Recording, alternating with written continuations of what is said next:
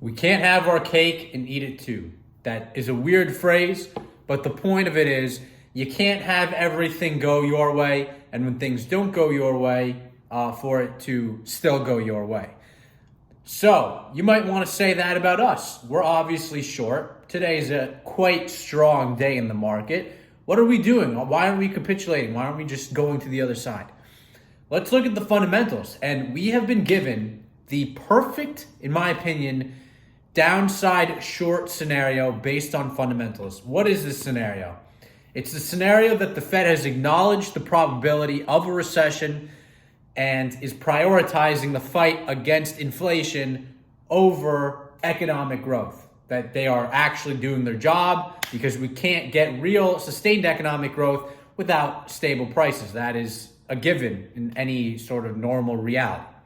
Anyways, that was a big shock to the market. And yesterday was a good day in the market because we got cooler than expected inflation data. Good. But we had the Fed acknowledge that they're going to be hawkish and continue to fight inflation, which is still high. Yes, it was technically better than expected on CPI, which is the least important thing of all of them, based on food and energy prices. But if you look at the core inflation, it's still quite strong, still quite high. Anyways, the bottom line is the Fed is willing to hike into a recession. The whole reason that yields are low, the whole reason why the market has rallied so much is on the notion that the Fed is going to pivot. They're going to cut rates at the end of this year, or towards the end of this year, in the second half of this year, and they're going to cut rates substantially because they're going to smell economic weakness. They're not going to be able to handle it, and then boom, they're going to cut rates, and stocks are going to rally because it's a more stimulative environment. The Fed delivered to us in multiple doses yesterday, but that is not the reality. So the market's previous reaction and the reaction it had today was to get cooler data and then imply Fed cuts. The Fed said we can get cooler data and still continue to fight inflation until it is actually down to 2%. They are trying to jawbone the market to adapt to their outcome. That's the whole point. That's what they're trying to do. There's no reason to lend out money below the Fed funds rate if it's going to stay there for the period of time it's supposed to stay there. And it's a market inefficiency as it is. So that was the day yesterday. Even though the data was all nice and cool, cooler than expected CPI, even though that was all in place, we still finished the day red. Today, we had some cooler PPI data, some slightly cooler jobs data.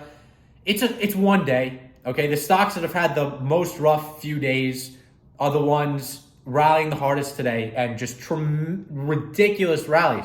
Apple, a multi-trillion-dollar company, up over 3% in a single day. I mean, come on. It just doesn't make any sense. Unless you remember that the past several days have all been down, and then you can kind of forgive it. But anyways, the market can't have its cake and eat it too. The Fed is doing what it's doing. It can't, get cool data and imply lower rates and then ignore the Fed, right? You can get cooler data, but if the Fed is going to do what it's going to do, the Fed is going to do what it's going to do. Don't blame me. I'm not the one misinterpreting the Fed here, okay? I'm the one accurately interpreting the Fed.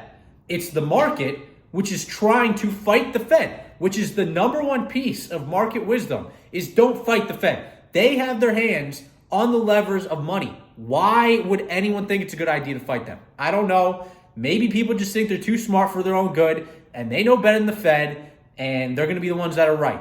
But they've also been calling for inflation to fall for several months, and according to the Fed, it's not even moving in the core services ex housing. So do with that what you will. I'm not trying to be the crazy one here. I'm trying to stick with what the Fed's doing.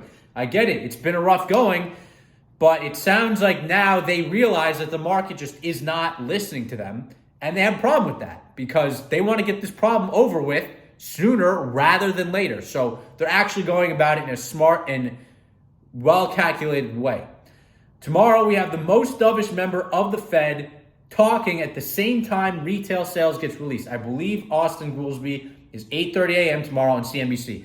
It might be 10 a.m., but I believe it's 8:30 a.m. If it's 8:30 a.m. Eastern time, retail sales also drops at 8:30 a.m. Eastern time. What are they doing when they say this? Retail sales will probably be pretty weak. That's the assumption. So recession signs. Today with PPI, we're getting recession signs, even though yields are up today. Crazy, ridiculous day in the stock market. One-day event, in my opinion. And we saw NVIDIA come into the red at the very end of the day, okay? Big clue right there. Anyways, weak retail sales. Then you put the dovish member of the Fed at the same time as the weak retail sales. This is the person that the market speculators, the people trying to fight the Fed, need to win. They need this guy to be right. They need this guy to want to cut rates, stop here, not go another, be super afraid of the banking stresses, which have completely subsided, be super afraid of a recession. They need this guy to go full capitulation and fight the Fed on their behalf and be right. And then have the Fed follow his way. And he's probably the single dot that only, didn't forecast any additional hikes. Probably the single one. Because everybody else forecasted at least one. And then there were ones that were 2, ones that were 3, and a single one that was 4. So the bias is towards the upside. Anyways, he's speaking during retail sales. He knows it's going to be weak. The Fed, everybody on the Fed voted for the last rate hike, even though the Fed staff said recession in the second half of this year. Guess what? We had tremendous stimulus. Of course, when we have to bring demand back into balance to get inflation under control, there might be a little bit of 2 consecutive quarters of declining growth because we're trying to get back to a normal environment after heavy stimulus. Okay? Nothing crazy is going on here. This is all pretty normal, but the market is trying to speculate on crazy normal outcomes. So that's enough of my rant today. I hope it provided you the insights on my analysis and my fundamental views on the market.